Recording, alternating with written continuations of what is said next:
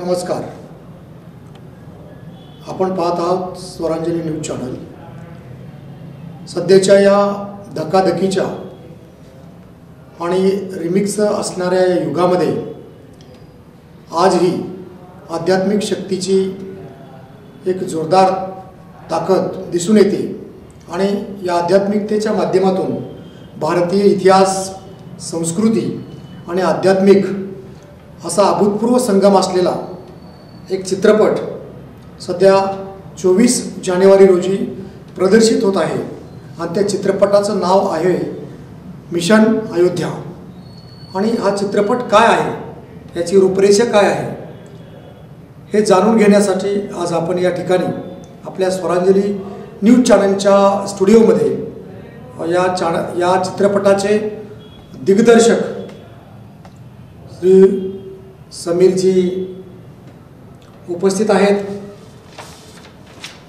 समीर सुर्वे हे दिग्दर्शक या ठिकाणी उपस्थित आहेत आणि या संदर्भात या चित्रपटाच्या अनुषंगाने आपण त्यांच्याशी थोडक्यात संवाद साधत आहोत. सर्वप्रथम त्यांचं स्वागत करतो.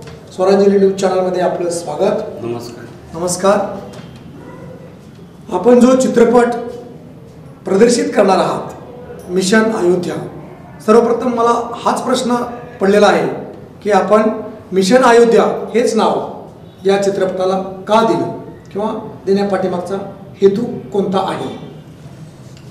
बघा, मुळात असं असतं की मिशन अतिरेक्यांचं असतं. मिशन म्हटलं की ते मिशन सैनिकांचं असतं, मिशन पोलिसांचं असतं.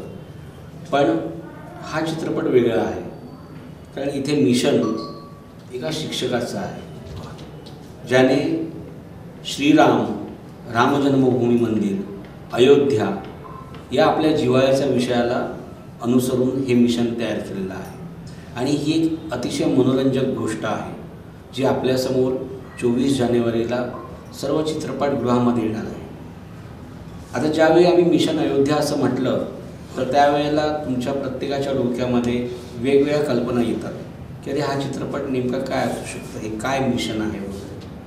तर मी इथे तुम्हाला आवर्जून सांगू इच्छितो की तुम्ही ज्या कल्पना करता आहात त्या कल्पनेच्या पलीकडे हा एक मिशन. आपल्याला माहीतच आहे की 1 वर्षापूर्वी अयोध्येमधील श्रीराम जन्मभूमी मंदिराची प्राणप्रतिष्ठा झाली. आपल्या पंतप्रधानांनी ती केली आणि जे 500 वर्षापासून एक संघर्ष चालू होता त्याची एक पूर्तता झाली. राम मंदिर तयार झालं. मागच्या वर्षी याच वेळेला संपूर्ण देशामध्ये वातावरण जे होतं ते अतिशय राममय झालं होतं. भारावून गेले होते सगळे, कारण सगळ्यांना एक ओढ लागली होती की शेवटी शेकडो वर्षांच्या संघर्षानंतर आपल्याला हवं ते आपलं भव्य रामाचं मंदिर अयोध्येमध्ये होणार आहे. आता बघा, रामाची हजारो मंदिरं आहेत या देशात, जगामध्ये आहे, पण अयोध्येतील राम मंदिर हे खास बनतं कारण एकतर त्याला इतिहासाची जोड आहेच, शिवाय त्याच्या मागे एक मोठी संघर्षाची पार्श्वभूमी आणि अयोध्येमधलं हे राम मंदिर हे रामजन्मभूमीचं एक प्रतीक आहे. त्यामुळे हे मंदिर हे फार खास ठरतं आणि ज्या पद्धतीने हा सोहळा साजरा करण्यात आला तर ते अभूतपूर्व होतं. म्हणजे मी त्या दिवसाची कल्पना ही 15 ऑगस्ट 1947 या दिवसाशी करू शकतो असं ते वातावरण होतं. आणि त्या वातावरणाला अनुसरून त्याचा प्रभाव प्रत्येक मानवी मनावर झाला, या देशाच्या प्रत्येक नागरिकावर झाला, तसा माझ्याही मनावर झाला. आणि त्यातून या मिशनची एक कल्पना तयार झाली की बाबा आता राम मंदिर झालंय, आता पुढे काय होणार. आपण म्हणतो की पुढे आता काशी, मथुरा तो वेगळा भाग झाला, पण एक जे भव्य राम मंदिर बनलं आहे, ज्याला आपण राष्ट्र मंदिर म्हणून पण संबोधतो, ते फक्त आपण मंदिर म्हणून सोडून देणार आहोत का, की ते प्रतीक एका वेगळ्या गोष्टीचं, एका आदर्शाचं बनणार आहे, हा प्रश्न आम्हाला निर्माण झाला. आणि त्यातूनच असं एक झालं की बाबा हे प्रतीक जे आहे, हे राम मंदिर, याची पुढची पायरी रामराज्य असू शकेल का. आणि तोच महत्त्वाचा प्रश्न येऊन हा सिनेमा येतोय. आणि जोपर्यंत रामराज्य येत नाही तोपर्यंत हे मिशन अयोध्या चालू राहील अशी संकल्पना आहे. हां, बरोबर आहे. रामराज्य हा विषय आपण अतिशय व्यवस्थित, सध्या गरज आहे रामराज्याची. कारण सध्याच्या आपल्या या जीवनामध्ये अशी संकल्पना लोकांच्या मनामध्ये, काही लोकांच्या मनामध्ये आहे की ते कोणताच देव मानायला तयार नाही. आणि देव मानत तयार नसल्यामुळे गुंडगिरी, पुंडगिरी अशा अनेक प्रकार राज्यात, देशात दिसत असताना आपला चित्रपट या येणाऱ्या भीषण वास्तविक परिस्थितीला कशा प्रकारे सामोरा जाईल? बघा, काय असतं की आपण रामाला मानतो. राम हा कुणा एकाचा नाही. राम हा जगाचा आहे, तो विश्वनायक आहे. राम हा आपल्या देशाच्या संस्कृतीचा एक अविभाज्य भाग आहे. त्याला आपण नाकारू शकत नाही. आणि तो राम हा जर आपण रामाचे भक्त म्हणत असू तर आपण त्याचे विचार, त्याचा आदर्शही अंगीकारला पाहिजे. मुळात आज जसं तुम्ही म्हणालात की जे काही वाईट गोष्टी वाढत चालल्या आहेत, अराजकता, त्याचं कारणच हे आहे की आपण आपले जे नायक आहेत त्यांना आपण विसरून गेलो. विसरून म्हणजे हां, त्यांना फक्त आपण नावापुरतंच, फक्त घोषणा देण्यापुरतंच आपण त्यांना मानतो. त्यांचे विचार, त्यांचे आदर्श कधी आपण अंगीकारणार? बरोबर. आता एवढ्या आपल्या हिंदू संस्कृतीत साधू संत देव होऊन गेले, प्रत्येकजण चांगलंच सांगून गेलंय. खरं म्हणजे साधू संत येती घरा तुझी दिवाळी दसरा असं म्हणतात. आणि परंतु लोकांना या साधू संतांचा विसर पडल्यामुळे अराजक माजलेले असताना हा चित्रपट नेमकं या ठिकाणी महत्त्वाची भूमिका बजावणार की असं आपलं मत आहे? नक्कीच नक्कीच नक्कीच बजावणार.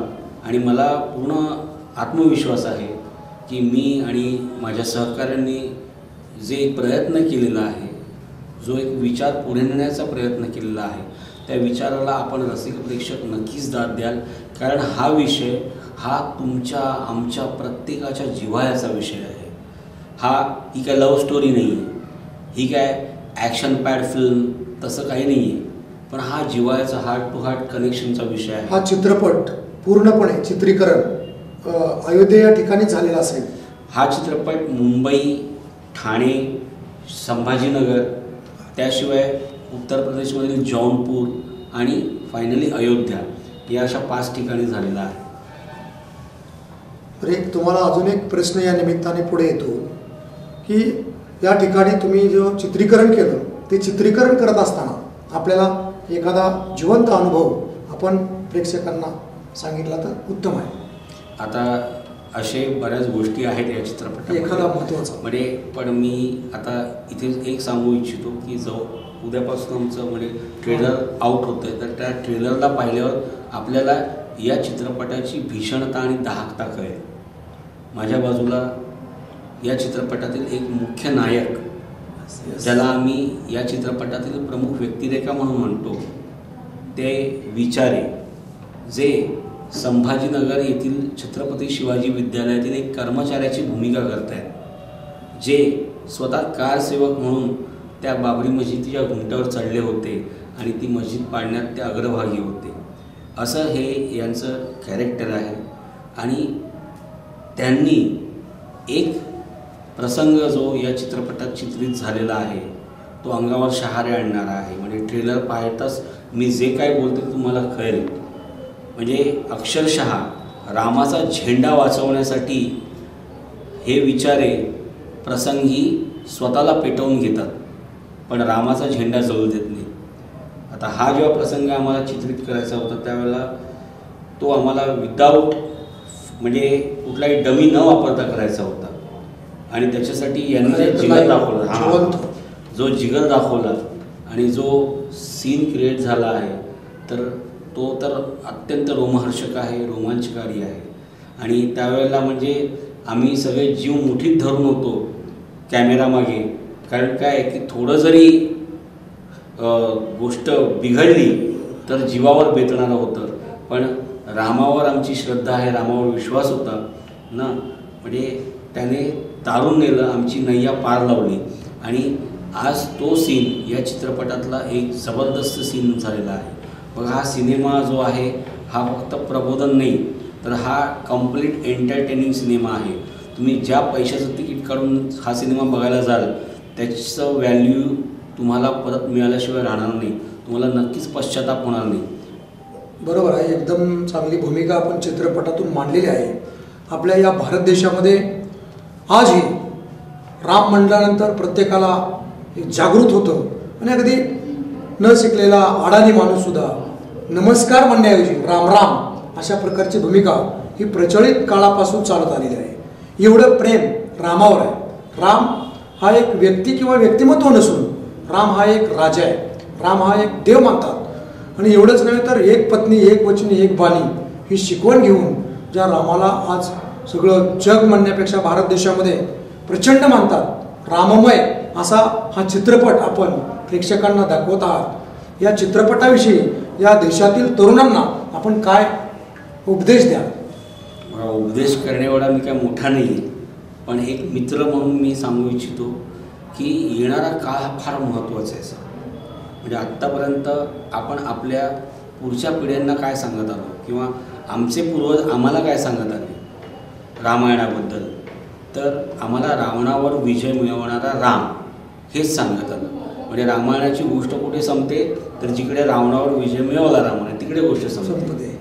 पण त्याच्या पुढचं जे रामायण आहे ते कधीच बोललं जात नाही, ते कधीच सांगितलं जात नाही.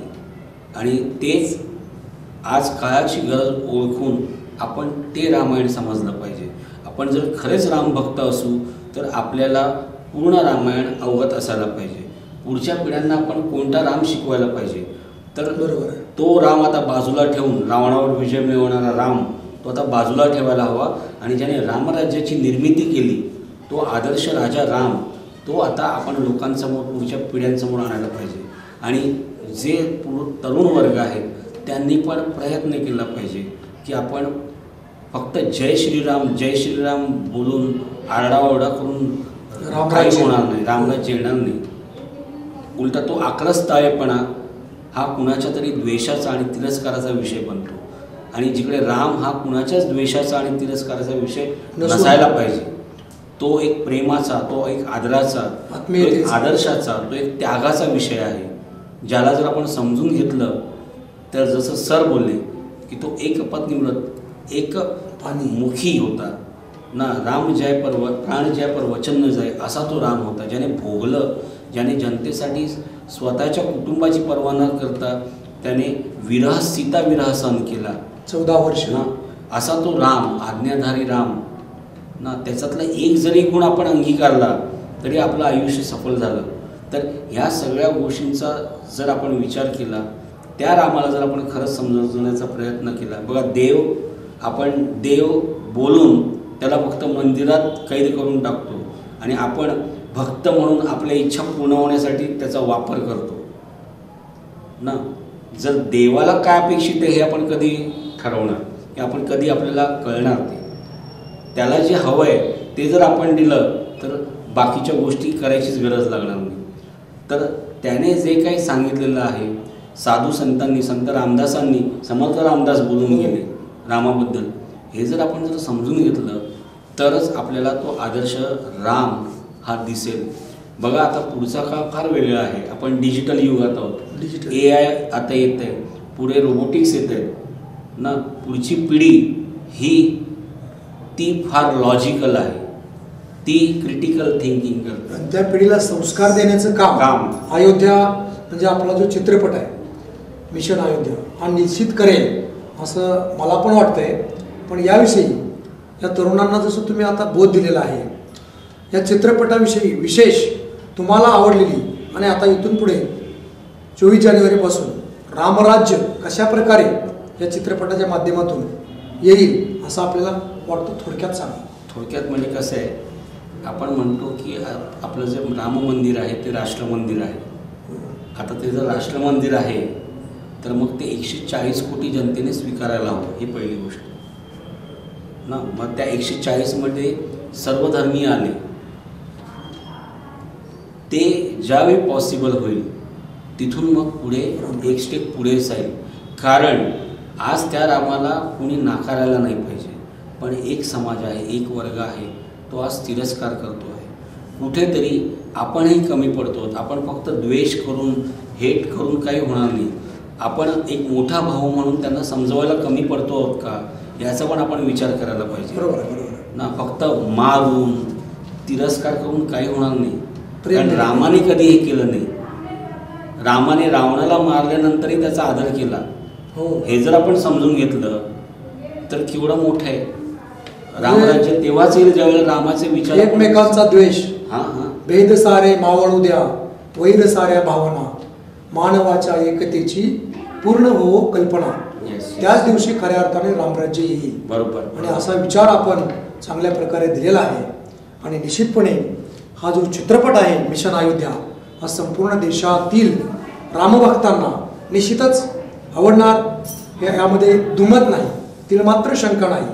आणि आपण दिलेली जी रामभक्तांना किंवा प्रेक्षकांना दिलेली माहिती निश्चितच कौतुकास्पद आहे. आणि दिलेल्या माहितीबद्दल मी आपलं आभार मानतो. तुम्ही स्वरांजली चॅनलमध्ये आलात आणि माहिती दिली त्याबद्दल धन्यवाद. एक रिक्वेस्ट आहे सर ना, म्हणजे आता आम्ही स्वरांजली चॅनलबद्दल फार ऐकलेलं आहे आणि ते ऐकूनच आम्हाला पण इच्छा झाली की बाबा हे घराघरात जाणारा चॅनल आहे. हो, त्यामुळे आमची इच्छा आहे की हा विषय घराघरात पोचावा आणि आपण घरातून बाहेर येऊन चित्रपटगृहामध्ये यावं. कारण हा सिनेमाचा गोष्ट आहे. आपण पुष्पा 2ला सिनेमात जाऊन दाद देतो, तसाच हा चित्रपट सिनेमागृहात जाऊन बघण्याचा आहे.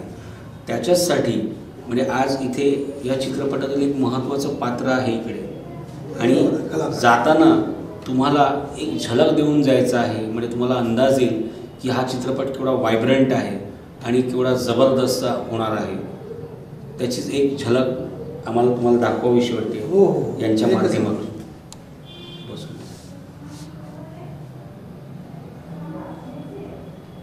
मी कुठल्याही राजकीय पक्षाचा कार्यकर्ता नाही कोणी माथी फिरू अंधभक्त, आणि नाही कोणी दंगल करणारा गुंड. मी एक निस्सीम राम भक्त आहे. राम हा माझा आदर्श आहे. राम हा माझा विचार आहे. रामासाठीच मी कारसेवक झालो आणि ती बाबरी उद्ध्वस्त करायला जीवाची पर्वा न करता त्या घुमटावर चढलो. 30 वर्षाच्या प्रतीक्षेत फक्त एकच स्वप्न होतं, अयोध्येत भव्य राम मंदिर व्हावं. श्रीरामांच्या विटांनी रचलेलं ते भव्य राम मंदिर बघितलं आणि माझे डोळे भरून आले. पण आज माझं हे स्वप्न जर माझ्या डोळ्यासमोर कोणी उद्ध्वस्त करणार असेल तर मी मरायला तयार आहे आणि कोणाला मारायलाही तयार आहे. जय श्रीराम, जय श्रीराम, जय श्रीराम. जय श्रीराम.